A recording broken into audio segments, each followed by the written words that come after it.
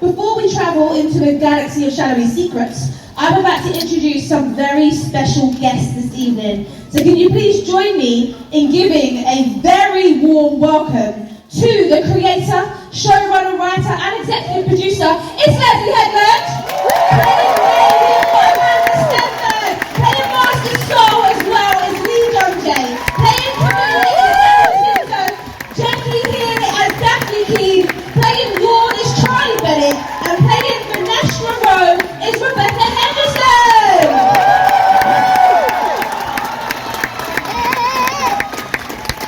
And of course, this evening we have our first ever live action Jedi Wookiee. It's Fantha!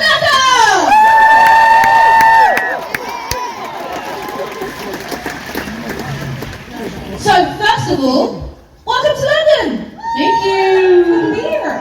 Good. Leslie, I wanted to... We lived here for a year when we shot. Of course. So should I say welcome back? Thank you. Yeah, there you go. So Leslie, I did want to start with you. We are so excited to have you here in London. Wave your sabers if you're excited. It's very fun. It's okay. What can you tell us about your brand new series, The Acolyte? I would say that this brand new series is a labor of love. It's my dream to work on Star Wars.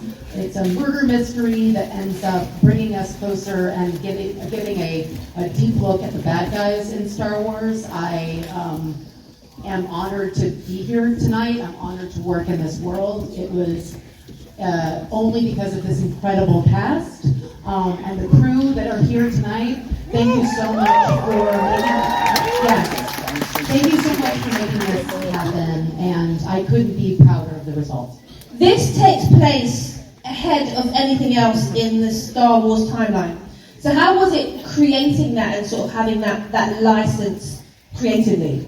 It was wonderful. I mean, taking place at that part of the timeline afforded us a lot of freedom. We get to play around with a bunch of different things that I think when you're working in the Skywalker saga or the Empire versus Resistance or Rebellion, you can't really get into. So you're going to see in the series a lot of lightsaber fights. You're going to see High Republic robes and a lot of High Republic nods, as well as practical sets. A lot of incredible stunts. The puppeteering and the creature work are all incredible. So I'm excited for you guys to see it.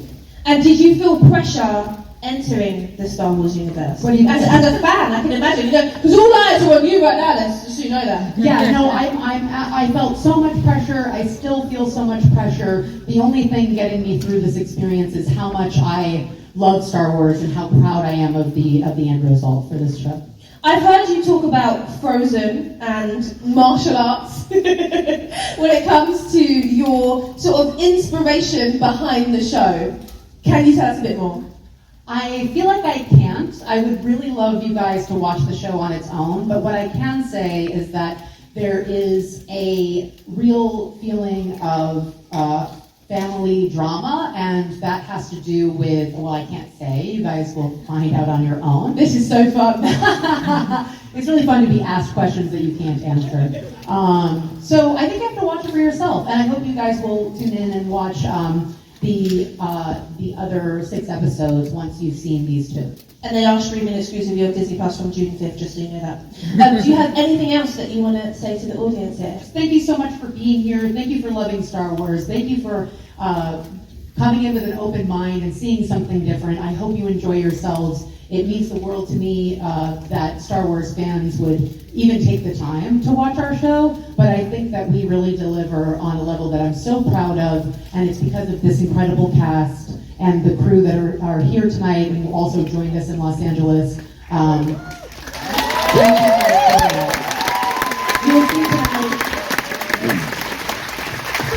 You'll see tonight the artistry that the crew put into this, everything from the costumes to the creature work to the puppeteering to the practical sets, the locations. I think that it's a Star Wars that I have been waiting to see for a long time.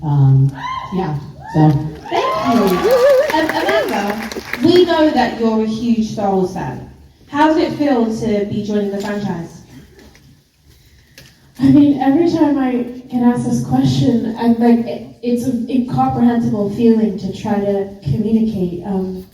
But I guess what I love so much about the Star Wars universe is the principles and morals that it holds, and how it teaches those lessons to so many people around the world, particularly young people, in a way that is so joyful and full of love. And for us to be able to contribute to that dialogue around good and bad and power and how it can corrupt and how fear can lead us to dark places, it is my dream, like, as an artist. And Leslie did so well at talking us through a story without talking us through a story because you don't want to spoil it. But do you have any favourite moments when you were filming that you can share with us? Without spoiling it. Girl, that's hard. You know, I know, but I just like to see you squirm. That's what it is. Without spoiling. Yes. Punching things? I'll take it. Can you tell us, though, actually, a bit about filming the stunts in the show? How was that for you? Sure. Well, there's so many incredible stunts in this show, coordinated by Chris Callan, who's our stunt coordinator, and supervised by Mark Ginther, and and we all trained for about 6 weeks in pre-production before we arrived, and then we continued. When we arrived to set, and then we continued training for the rest of the months that we were filming. We all trained in different ways. I trained primarily with knives. My master's name was John Chang Lu. He was absolutely phenomenal and so giving to me and patient, and had me drill the basics over and over again until I was ready for stunt choreography. And when I was, and I was terrified I wasn't going to be able to do it, he always assuaged me. I was like, "You got this, girl." And then one day I had it. And that was an amazing journey for me to take. And I don't know, does anyone else want to talk about their stunt experience? Nobody? That just me? All right, I'll keep going.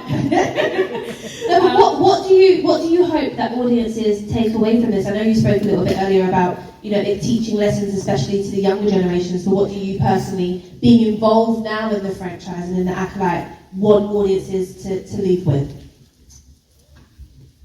Well, there's a line that Leslie's written in the show that I really love, that Jodie Turner-Smith says, where she says it's not about good or bad, it's about power and how to use it. I think that's really pertinent to the world today. And Leslie's question in the show was looking at a period of time in which the Jedi somehow have this crack in their infrastructure where they weren't able to preempt that there was this dark underbelly and this rising force of darkness in the universe. And I guess I have the same question about our world at times. It's important that we stay vigilant and that we maintain open hearts and we don't operate from a place of fear. Thank you, that was really good. Actually. Yeah, I think that was really good. I have just one last question for our first ever live action lightsaber wielding Wookiee Kelmaka. Can you give us one word to describe the show?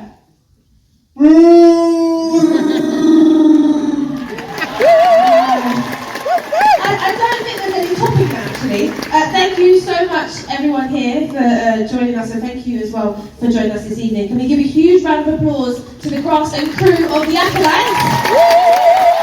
Thank you. Thank you for being here. And just so you know, for any reviewing press, there is a global review embargo in place, lifting on Tuesday, the 4th of June at 5 p.m. UK time. You can share your reactions online using hashtag Disney Plus and hashtag The Acolyte, and tag at Disney Plus UK and let everyone know how you feel about the series on your social media posts. Spread the love, you are going to love it, and encourage your friends to watch it exclusively on Disney Plus from June the 5th. Now, all that's left for us to do is share with you The Acolyte. Enjoy!